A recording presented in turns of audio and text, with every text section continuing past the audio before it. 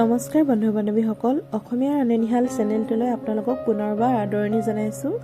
আজি আপোনালোকৰ মাজলৈ এটা চাহৰ সোৱাদ ভৰা ৰেচিপি লৈ আহিছোঁ।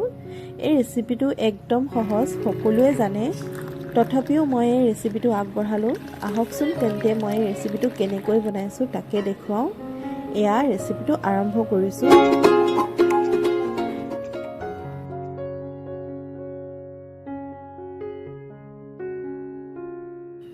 এটা চচপেনত পানী একাপ দি দিছোঁ। তাৰপিছত পানীখিনি উতল আহিব দিছোঁ।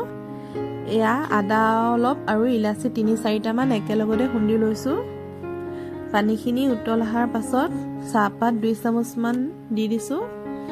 চাহখিনি ভালকৈ উতল আহিবলৈ দিছোঁ। এয়া চাহখিনি ধুনীয়াকৈ উতল আহি আছে। চাহখিনি ভালকৈ উতল অহাৰ পাছত মই এয়া খুন্দি লোৱা আদা আৰু ইলাচিখিনি দি দিছোঁ।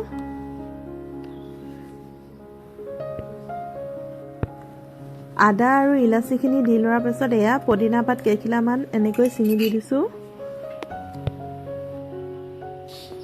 এয়া পদিনা পাতখিনি দি লোৱাৰ পাছত অকণমান সময় মিডিয়াম ল' ফ্লেমতে অলপ উতলাই থাকিম।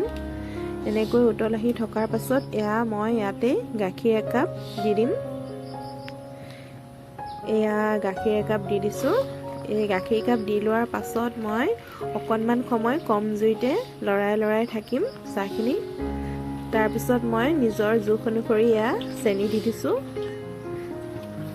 2 কাপ চাহ বনাইছোঁ যিহেতু চেনি 2 চামুচ দিছোঁ।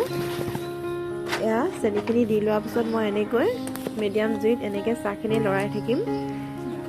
তেতিয়া চাহৰ সোৱাদটো এটা বহুত বেলেগকৈ হয়, খাবলৈ বহুত ভাল হয়।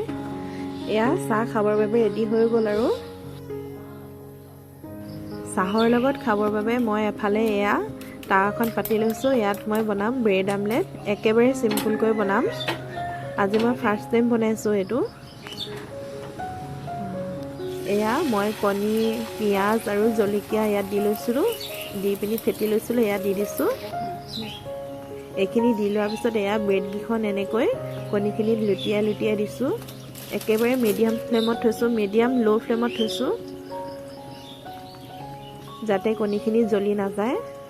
এতিয়া এনেকৈ ব্ৰেড কেইখন দি দিম। 4খন দি দিছোঁ।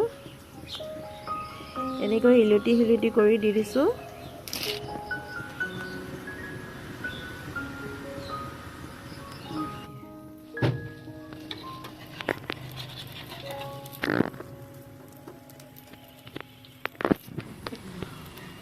অকণমান দেৰি মিডিয়াম ল' ফ্লেমৰ মাজত থৈ দিয়াৰ পাছত এয়া মই এতিয়া ইলুটি কৰি দিম। এয়া চব এনেকৈ এয়া লুটিয়াই দিলোঁ। তাৰপিছত মই আকৌ ইফালে লুটি কৰি দিম। মই একেবাৰে চিম্পুলকৈ বনাইছোঁ। আপোনালোকে ইয়াত চীজ, টমেট' চচ এইবোৰ দি ল'ব পাৰে। বৰ্তমান মোৰ ওচৰত এতিয়া এভেইলেবল নাই কাৰণে মই দিয়া নাই। এনেকৈ বনাইছোঁ। আপোনালোকে যদি চীজ দি খাই ভাল পায় তেন্তে চীজ দিও খাব পাৰে, বনাব পাৰে। তাৰপিছত মই এনেকৈ কাটি দিছোঁ। এয়া মাজতে এয়া বনাই হৈ গ'ল। আৰু এতিয়া মই ধুনীয়াকৈ এখন প্লেটত সজাই দিম। আৰু এয়া খাবৰ বাবে ৰেডি হৈ গ'ল। এয়া চাওকচোন।